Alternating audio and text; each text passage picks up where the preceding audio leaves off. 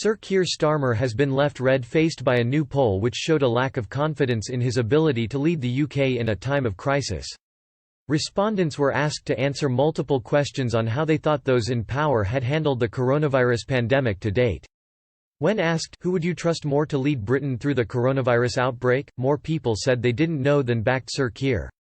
In the YouGov poll for the Sunday Times, nearly half 48% said Boris Johnson was the right man to lead the country through this difficult time. A fifth 20% said they didn't know, while only 19% of respondents thought Sir Keir would be the best person to take the helm.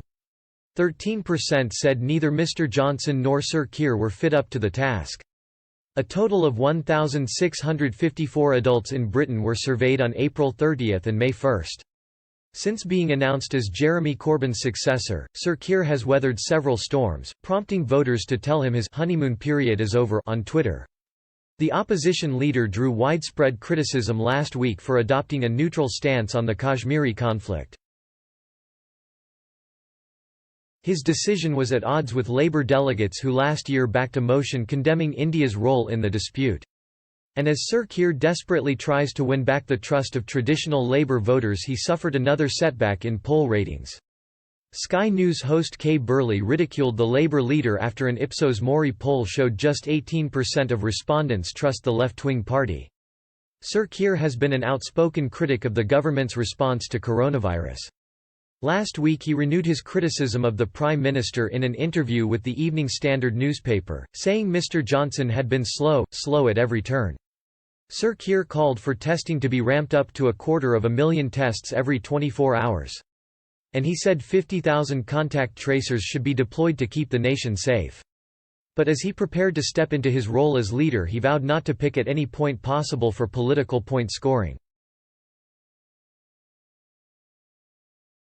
Sir Keir has said the Prime Minister's commitment to outline an exit strategy from the lockdown is a step in the right direction.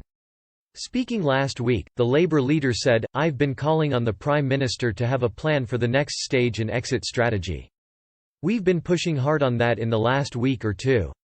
The Prime Minister has now said he's going to have a plan next week. So I think that shows that we were right to challenge on it, and I am pleased that we're going to see a plan.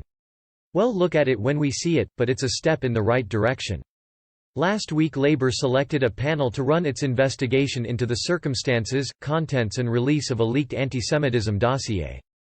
During a meeting of the party's ruling National Executive Committee on Friday, Martin Ford QC, a barrister and independent advisor to the Windrush compensation scheme, was chosen to chair the inquiry.